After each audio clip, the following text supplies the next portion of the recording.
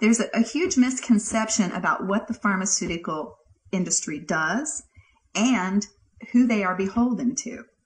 Because the pharmaceutical industry is not in the business of health and healing. That's not why they are manufacturing drugs.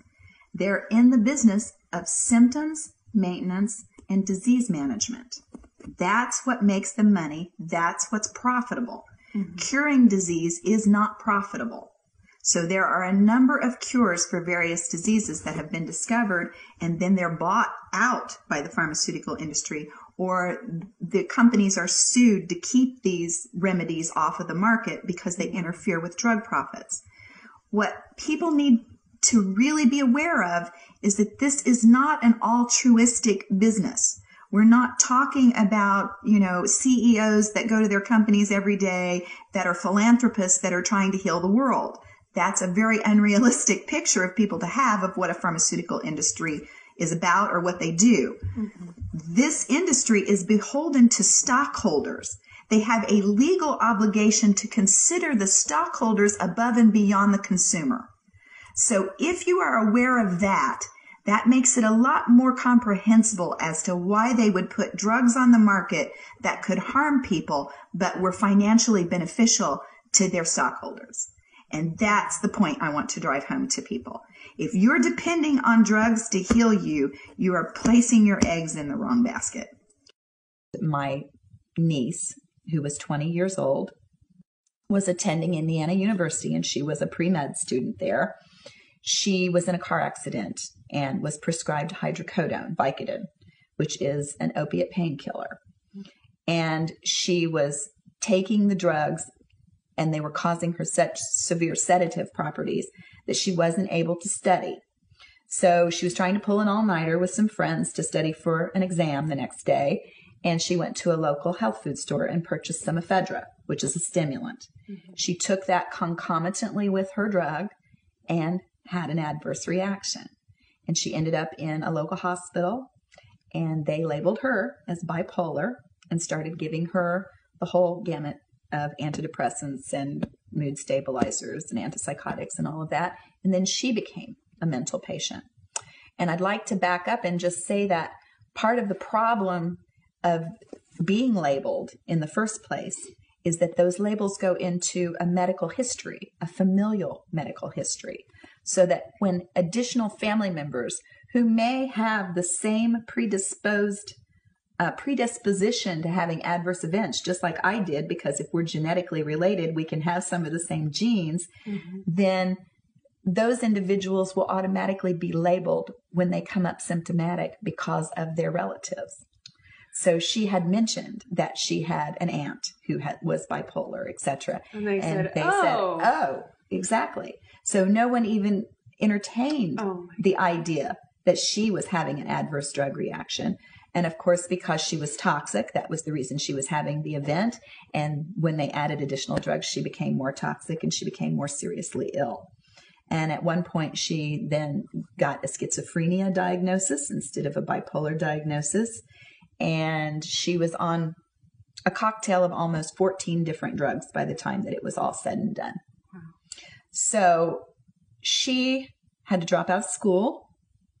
She was unable to work or to really have any kind or any semblance of a normal life. And eventually she came here to Texas to live with me. And she was trying to get off of her drugs. She was detoxifying. She was doing everything that she could naturally. And because she could not overcome her paranoia and she could not heal quickly enough, my sister was advised to have her put back on drugs. And so my sister called her one day and told her that she had to do something about this. She had to take care of it, and that she had made an appointment for her and that she was taking her back to the psychiatrist and she was going to go back on drugs. Because I'd like to back up and just say that if you don't slowly titrate or slowly wean yourself off of a psychiatric drug, you can throw your body into a complete tailspin. And this is what had happened to my niece. When she determined that it was the drugs that were harming her, she stopped taking them cold turkey. And she went into an absolute psychotic tailspin. And so that made it much more difficult for her to detoxify and to self-regulate down the road. So she was struggling and continuing to struggle with depression and paranoia. She couldn't even go to Walmart or anything and feel comfortable. And so my niece was told that, my sister was coming to get her, take her back to the psychiatrist, have her put back on drugs. And she decided that she wasn't going to do that. So she first tried to hang herself. She fashioned a rope from her shoelaces and she tied it to a ceiling fan, and she tried to hang herself, but she was unsuccessful because the weight of her body pulled the fan out of the ceiling. So in desperation, she walked into her younger sister's room and she took an oil lantern, poured the oil over herself and ignited it, and she burned herself alive.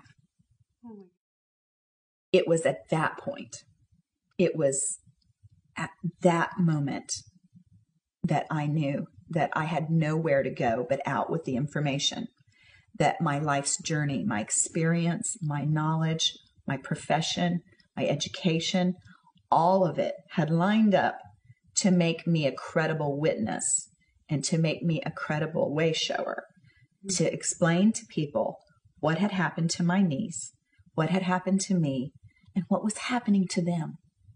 Because the biggest thing that really bowled me over, the thing that I didn't anticipate when I wrote my book and I started speaking out about this subject, was how many victims there were.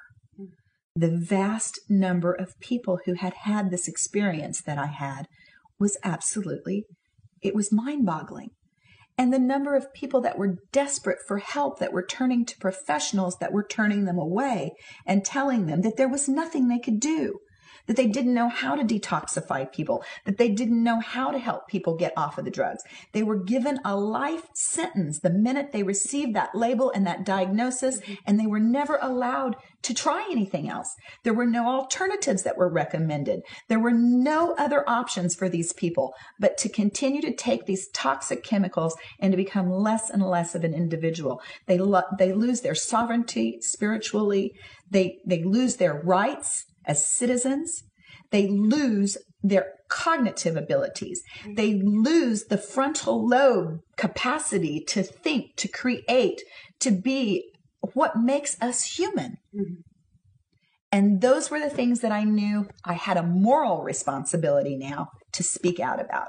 So that was my turning point. When I lost one of the most beautiful people that I had ever known in my life, I made it my life's goal to explain to others why it had happened. And it sounds like the turning point for her was hearing that she was going to be taken back into the mental hospital. It absolutely was the turning point, because we had gone to court and everything to try to get her to be able to legally be off drugs. And the court had granted her permission to not be on drugs because she'd been mandated. I mean, once you're told legally by the court, you have to be on drugs, then you have to stay on drugs until the court allows you to get off. And she had gone through that process and had been allowed to get off the drugs, but then she wasn't able to heal quickly enough. And of course, my sister did what everyone does. She deferred to an authority figure.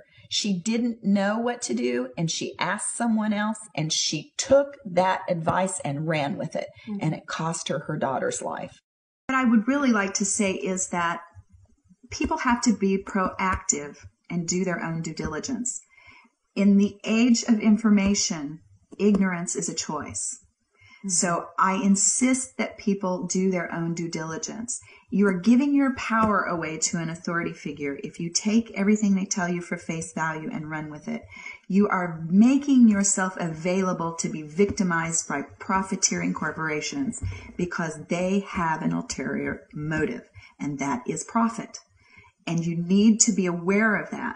So if someone is prescribing you a drug, then as a patient and as a consumer, it is your responsibility to get online and do a little homework. And you don't just put the name of the drug into Google or another search engine. You put the name of the drug, and then behind that you put in side effects and controversy.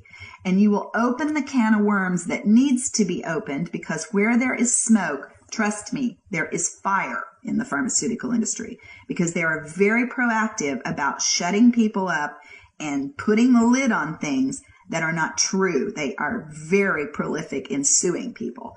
So if you find lots of information out on the web where people are screaming to their top of their lungs, which many patients do get on the web these days and tell their stories, then do some more investigating and find out why are people screaming to the top of their lungs about this.